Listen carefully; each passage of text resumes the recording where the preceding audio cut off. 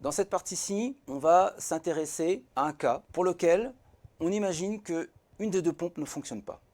Donc notre système de pompage, qui est composé initialement de deux pompes mises en parallèle, est constitué cette fois-ci d'une seule pompe, mais on souhaite tout de même que le débit qui alimente les deux réservoirs reste le même, à savoir 145 litres par seconde. Donc si on utilise la pompe qu'on avait tout à l'heure, on ne va pas trouver 145 litres par seconde, on va trouver un débit plus faible. Ce débit étant obtenu en s'intéressant au croisement entre la courbe caractéristique de cette seule pompe et la courbe caractéristique du réseau hydraulique à alimenter. Donc une façon de faire, ça va être d'augmenter la vitesse de rotation de cette pompe, de cette unique pompe. La courbe caractéristique de la pompe va augmenter, va être translatée vers des charges supérieures, et il va falloir trouver la vitesse pour laquelle on obtient un point de fonctionnement qui correspond à un débit de 140 litres par seconde pour cette seule pompe. Donc on va voir comment y parvenir. Pour cela, on va utiliser les relations de similitude qu'on a vues en cours, et on va utiliser la courbe alpha fois q carré qui permet de voir l'évolution d'un point d'une courbe lorsqu'on modifie la vitesse de rotation de cette pompe. Finalement, maintenant, le système de pompage est caractérisé que par cette pompe ici. Et c'est là où on voit que le point d'intersection entre la courbe du système alimentant et la courbe du système alimenté, alors qu'il était placé à ce débit-là de 145 litres par seconde, cette fois-ci, le point est ici. C'est le point d'intersection entre la courbe du système à alimenter et la courbe du système alimentant. On a plutôt un débit qui est de l'ordre de 100 à 110 litres par seconde qui va alimenter les deux réservoirs. Donc ce qu'on va pouvoir faire, c'est augmenter la vitesse de rotation de la pompe de telle sorte qu'on croise ce point-là, qui va être le point de fonctionnement à la fois du réseau, mais le point de fonctionnement aussi de la pompe. Donc le but, c'est de trouver la vitesse n' de cette même pompe, qui fait que lorsque sa courbe caractéristique va augmenter dans les charges, on croise ce point-là. Alors comment on fait? On passe par la technique utilisant la parabole alpha fois q carré, qui correspond à la trajectoire d'un point de cette pompe lorsque l'on modifie la vitesse de rotation de la pompe. Donc on va tracer cette fameuse courbe alpha fois q carré. J'ai mis un indice A à alpha puisque j'ai appelé A le point d'intersection entre la courbe du système à alimenter et la courbe de la pompe. La courbe alpha A fois q carré correspond à la trajectoire de ce fameux point A sur la courbe caractéristique de la pompe dès lors qu'on modifie sa vitesse de rotation. C'est-à-dire que si on augmente la vitesse de rotation de la pompe, le point A va se déplacer selon cette courbe vers le haut. Et si au contraire on diminue la vitesse de rotation de la pompe, on va voir ce point A qui va se déplacer vers le bas. Et on note d'ailleurs qu'il va croiser à un moment donné la courbe caractéristique de la pompe pour une vitesse de 1450 tours par minute. Et si on descend encore plus cette vitesse de rotation, donc pour des vitesses inférieures à 1450 tours par minute, on va avoir une courbe des points qui vont encore se déplacer vers des h plus faibles.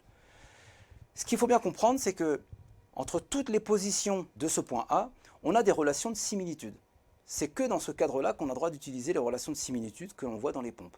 C'est-à-dire qu'on a une similitude entre le point A qui est placé là et le point qui est placé ici. Le point A est caractérisé par 145 litres par seconde et 95 mètres. On va se servir de ce point-là pour déterminer la valeur de alpha, puisque cette courbe va donner H qui est égal à alpha A fois Q carré. Alpha A est égal à HA divisé par QA élevé au carré. HA étant égal à 95 mètres, QA étant égal à 145 litres par seconde, et je laisse d'ailleurs ce débit en litres par seconde. La valeur numérique nous donne 4,52 10-3.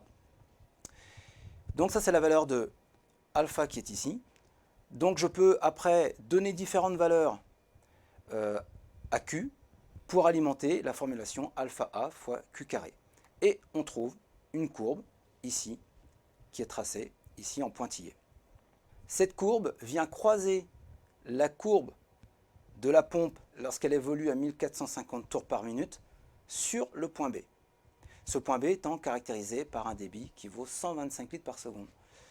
On a des similitudes entre le point A et le point B. Donc on a droit dans ces cas-là d'utiliser les relations de similitude pour déterminer la vitesse de rotation de cette pompe à une vitesse n'.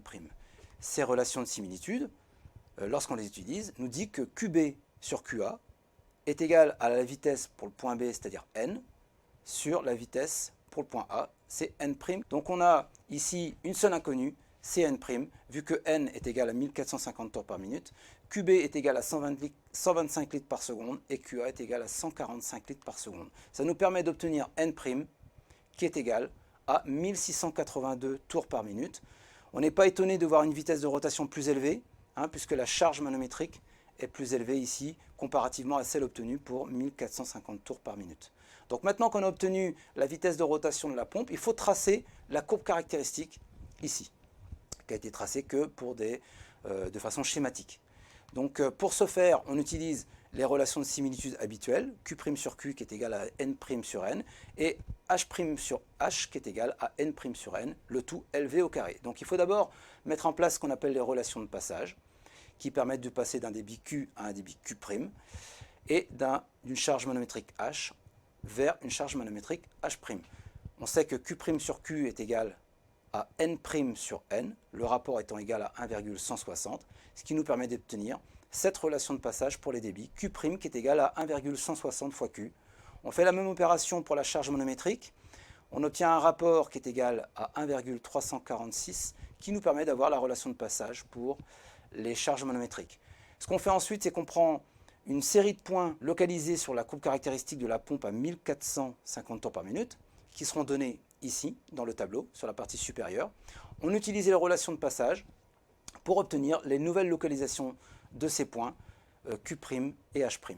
Les valeurs numériques sont données ici, sur la partie inférieure du tableau. Ça nous donne, ici, la courbe caractéristique obtenue avec une seule pompe, mais avec une vitesse de rotation plus élevée qui est égale à 1682 tours par minute. Le point de fonctionnement du réseau qui est toujours le point d'intersection entre la courbe du système à alimenter, qui est la courbe ici, et la courbe du système alimentant qu'on vient de voir à l'instant, ce point d'intersection est donné à 145 litres par seconde.